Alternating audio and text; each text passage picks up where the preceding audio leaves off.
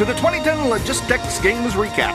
I'm Jack Pallett. And I'm Kent Weaver. Every year, the world turns its eyes to the LogistX Games, showcasing the best of class in the logistics industry and state-of-the-art distribution facilities. This year's games featured a slew of heavy hitters in the supply chain world, each ready to strut their stuff in a series of competitive events designed to determine the toughest warehouse warriors.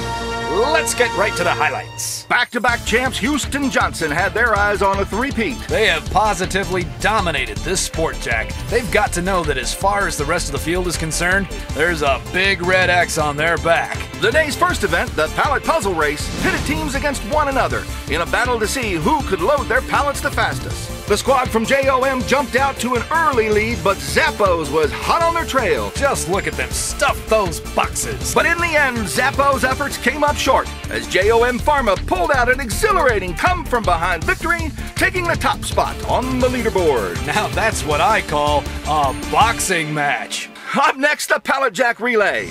You know, Jack, this relay has often been considered one of the game's most emotionally tolling events. Teammates must find the right combination of speed and patience as they navigate their pallets through the obstacle course. Exactly, Kent. Underdog Amgen wasted no time getting out of the box, so to speak. But in the most impressive run of the day, the Zappos crews faced the Geek Squad, tearing through the pallet stack like a hot Titanic through an iceberg made of butter. Well put, Jack. I'm really impressed by how evenly these teams are matched. Though we've had some dominant performances, this year's squad's matched up better than in any LogistX Games in recent memory. I think you are right on the money there, Kent.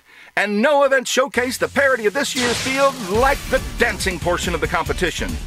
I just can't emphasize enough what a beautiful spectacle it was to see these athletes join together in such a graceful display. In fact, let's just take a moment to enjoy this artistry. Not since the opening ceremonies of the Beijing Olympics have I felt so moved by the art of dance. Well, that's really overstating it, Jack, but I agree it was a nice prelude to the day's main event, the box put.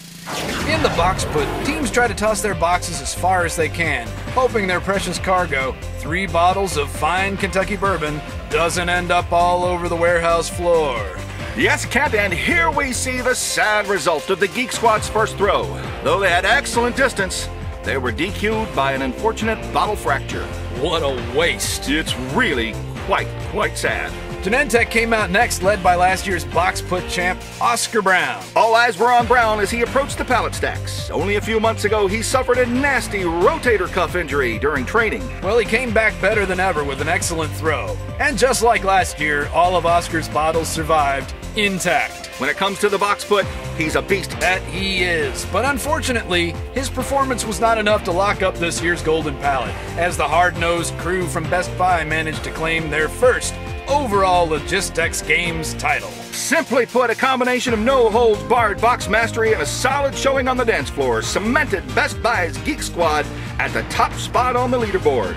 They weren't flashy, but they got the job done. You're right, Jack. I'm already looking forward to next year's games. And so closes another phenomenal year at the LogistX Games. On behalf of Ken Weaver, I'm Jack Pallett, and I would like to thank you all for tuning into our special LogistX Games coverage.